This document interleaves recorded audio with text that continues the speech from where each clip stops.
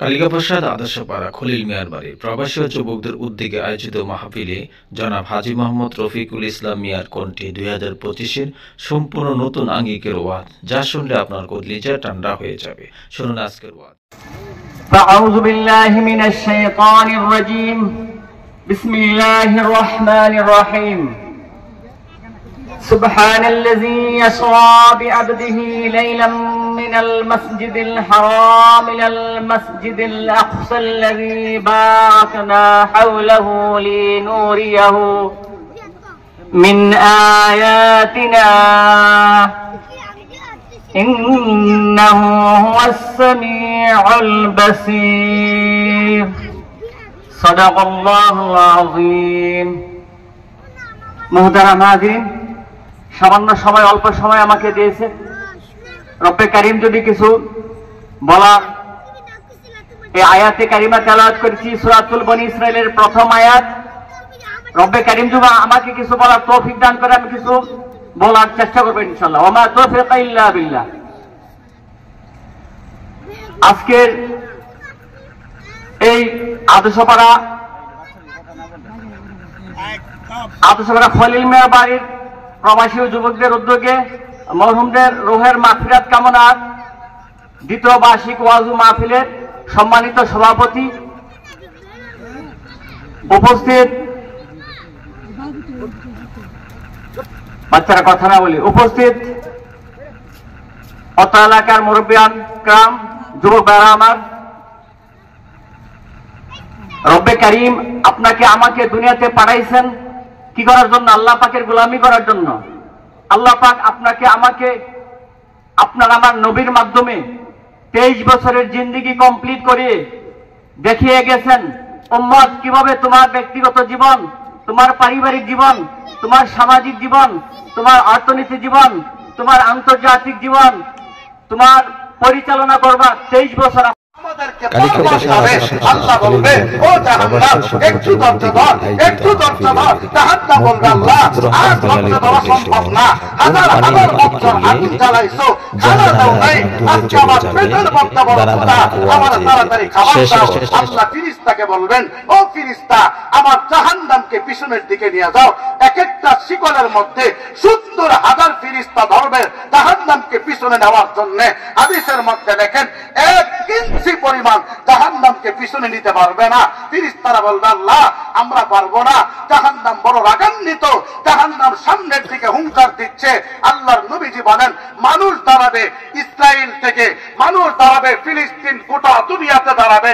তার ডাইনে সাগর, বামে সাগর, সামনে সাগর, পিছনে সাগর, ডান দিক থেকে সাগরের পানি আগুনের লীলাশিখা হয়ে। আজকের এই ভিডিওটা হুমায়া এগ্রো নার্সারির সৌজন্যে। কেউ যদি 12 মাসে কোনো চারা সংগ্রহ করতে চান, হুমায়া এগ্রো নার্সারি থেকে সংগ্রহ করতে পারবেন।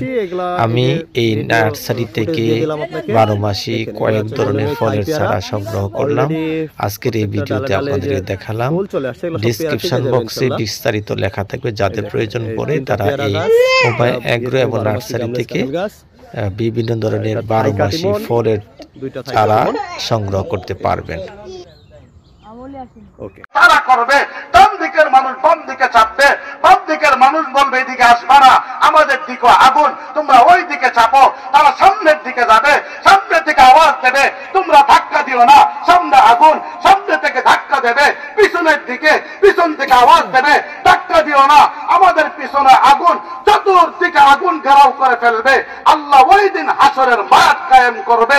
ওই দিন আল্লাহর নবীর আল্লাহ বলবেন, ও নবী আপনার মাথা উঠান, আর কান্না করবেন না, এখন তো আর কান্নার দিন নয়। ফেরেশতারা বলবে, আল্লাহ জাহান্নামকে পিছনে নিতে পারি নাই, আল্লাহ একটা গ্লাস দিয়া, একটা পেয়ালা দিয়া, এক পেয়ালা পানি আমার নবীর হাতে দিয়া বলবে, ও নবী এই পানিটা জাহান্নামে আপনি নিক্ষেপ করে দেন। আল্লাহর নবী জাহান্নামে নিক্ষেপ করতে দেরি, জাহান্নাম পিছনের দিকে দৌড় দিতে দেরি করবে না।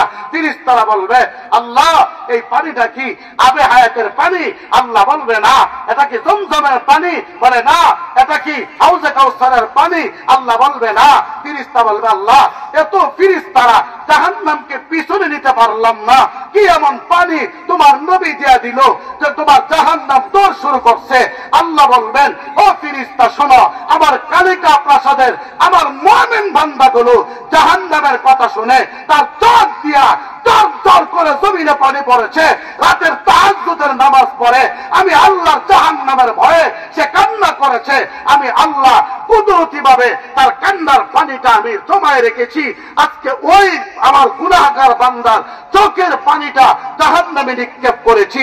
আমার বান্দার সম্পত্তির কাছে আমি আল্লাহ দুর্বল না, আমার বান্দার টাকার কাছে আমি আল্লাহ দুর্বল না, আমার বান্দার ক্ষমতার কাছে আমি আল্লাহ দুর্বল না, আমি আল্লাহ একটা জায়গায় দুর্বল। ওই জায়গাটা হলো আমার গুনাহগার বান্দাগুলো চোখের পানি ছেড়ে যখন আমি আল্লাহকে আল্লাহ বলে ডাক দেয়, আমি আল্লাহ সহ্য করতে পারি না। আল্লাহ বলে ডাক দিতে দেরি, চোখের পানির বিনিময় আমি আল্লাহ আমার বান্দাকে জান্নাতি বানাইতে দেরি করি না। এ মুসলমান, আল্লাহর কাছে টাকার দাম আছে ঠিক কিনা? মুসলমান মাজারের মধ্যে গেলে দেখবেন কিছু জট চুলওয়ালা আসেনি, আসেনি? জিজ্ঞাসা করবেন আপনার চুলগুলো জট কেন? আপনি গোসল দেন নাই? বলে না, না গোসল দেয় না। কেন দেন নাই? বলে আল্লাহর সাধনা করি। ও মুসলমান, না পাক শরীরে আল্লাহর সাধনা করা যায় না। আমি বলবো খাড়াসের খাড়াস, না পাক শরীরে শয়তানের সাধনা করা যায়, আল্লাহর সাধনা করা যায় না। তুমি তো নামাজ পড়ো না, তুমি তো রোজা রাখো না, তুমি আল্লাহকে কেমনে কি দিলেন? আরো জোরে বলেন। 50 ওয়াক্ত নামাজ। মুসা নবী ডাক দেয়া কয়, ও নবী আমার, আল্লাহ আপনারে কি দিয়েছেন? নবী আমারে 50 ওয়াক্ত নামাজ দিয়েছেন। মুসা নবী কপালের মধ্যে হাত দিয়া কয়, ও নবী আপনার একটা উম্মত 50 ওয়াক্ত নামাজ পড়তে পারবে না, তাড়াতাড়ি নামাজগুলো কমায় আনেন। নবী আল্লাহর কাছে গেলেন, 5 ওয়াক্ত নামাজ কমাইলেন, আবার আসলেন, আবার গেলেন। কিতাবের মধ্যে লেখে এমন করে করে করে করে 9 বার আল্লাহর কাছে গেলেন। 5 নং 45 ওয়াক্ত নামাজ মওকুফ। আল্লাহ ডাক দেয়া কয়, ও নবী আপনি আবার চলে যান। মুসা নবী কয়, ও নবী আমার কত ওয়াক্ত নামাজ নিয়ে আসলেন? বলে আমি 5 ওয়াক্ত নামাজ নিয়ে আসলাম। মুসা নবী কয় আরো কমায় নিয়ে আসেন। আমার নবী কই না না, আমি আর আল্লাহর কাছে যেতে পারবো না, কারণ আমার লজ্জা লাগে। 5 ওয়াক্ত নামাজ নিয়ে আমি আমার উম্মতের জন্য জমিনে যাব। এবার আল্লাহ ডাক দিয়া কয়, ও নবী আমার, আমি আপনাকে ওয়াদা দিয়ে দিলাম, আপনার কোন উম্মত যদি 5 ওয়াক্ত নামাজ আদায় করে, আমি আল্লাহ 50 ওয়াক্ত নামাজ আদায় করার সওয়াব তার আমল নামায় দিয়ে দেব। সুবহানাল্লাহ। ওয়াক্ত নামাজ 5 ওয়াক্ত। আরো জোরে বলেন 5 ওয়াক্ত। এবার নবীজি বাড়ির দিকে রওনা হয়ে গেলেন। মনোযোগ দিয়ে শুনবেন। আল্লাহর নবীজি বাড়ির দিকে রওনা। রাস্তায় একদল কাফেলার সঙ্গে আমার মদিনার মসজিদে আমার নবী এবার ইমামতি করলেন। মসজিদের বারান্দায় নবীজি সাহাবায়ে কেরামকে নিয়ে বসা। আমার নবী ডাক দিয়ে কয়, এ সাহাবীরা শুনো, নামাজ পড়ে ফেললাম কই, এখনো সূর্য উদিত হয় নাই, মনে হয় আল্লাহ বেজার হয়ে গেছে, কিয়ামত হয়ে যাবে। কারণ কিয়ামতের দিন আল্লাহ সূর্য উঠাবে না, দুনিয়াটা অন্ধকার করে ফেলবেন আল্লাহ। আমার নবী ভয় পেয়ে গেছে, না জানে কিয়ামত আজকে হয়ে যায়। কারণ কিয়ামতের সবচেয়ে বড় আলামত হলো শেষ নবী জমিনে আসা। আমার নবী জমিনে চলে আসছেন, কিয়ামত যে কোনো সময় হবে। আমার নবী চোখের পানি ছেড়ে কাঁদে। আল্লাহ ডাক দেখো, এ জিব্রাইল যাও আমার নবীর কাছে যাও। নবীর কাছে জিব্রাইল আইসা কয়, ও নবী। সালাম দিলেন। নবী কয়, জিব্রাইল সূর্য ওঠে না কেন? জিব্রাইল কয়, নবী সূর্য ওঠার সময় তো এখনো হয় না। নবী কই কি বলো, সূর্যটার সময় হয় নাই। জিব্রাইল কয় নবী, যেদিন বেলালের কণ্ঠের আযান আল্লাহর আরশ পর্যন্ত পৌঁছে, আমরাও বুঝি ফজরের আযান বেলাল দিয়েছে, কিন্তু আজকে এখনো বেলালের কণ্ঠের আযান আমার আল্লাহর আরশ পর্যন্ত এখনো পৌঁছে নাই। ও নবী, আপনার মদিনার মসজিদে এখনো কি আযান হয় নাই? নবী কয় হ্যাঁ হয়েছে, নামাজও পড়লাম। জিব্রাইল কই না না, বেলাল যতক্ষণ আযান না দেবে আল্লাহর আকাশে আল্লাহ সূর্য উদিত করবে না। চিল্লায় বলেন সুবহানাল্লাহ। নবী ডাক দেয়া কই বেলাল তাড়াতাড়ি আযান দিয়া দাও। এক কালিকা প্রসাদের মুসলমান ভালো করে বুঝো, লা ইলাহা লা ইলাহা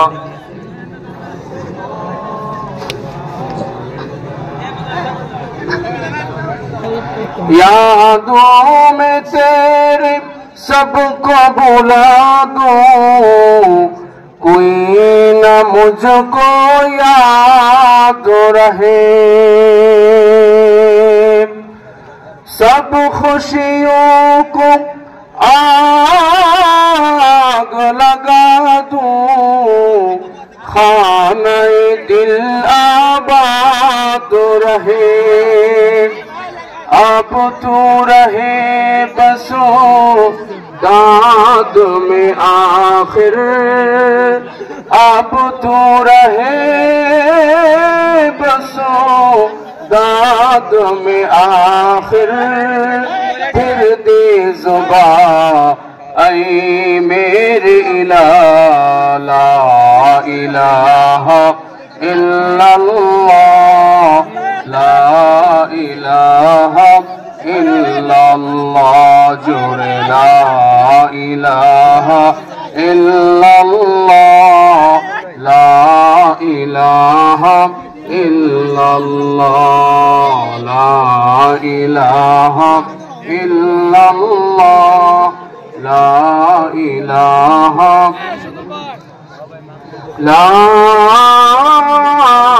इलाहा इल्लल्लाहु मुहम्मदुर रसूलुल्लाह सल्लल्लाहु अलैहि वसल्लम।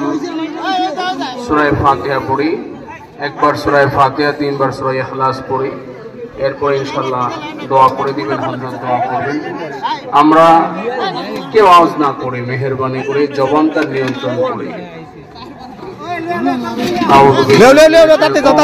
بسم الله الرحمن الرحيم، الحمد لله رب العالمين الرحمن الرحيم مالك يوم الدين، إياك نعبد وإياك نستعين، اهدنا الصراط المستقيم، صراط الذين أنعمت عليهم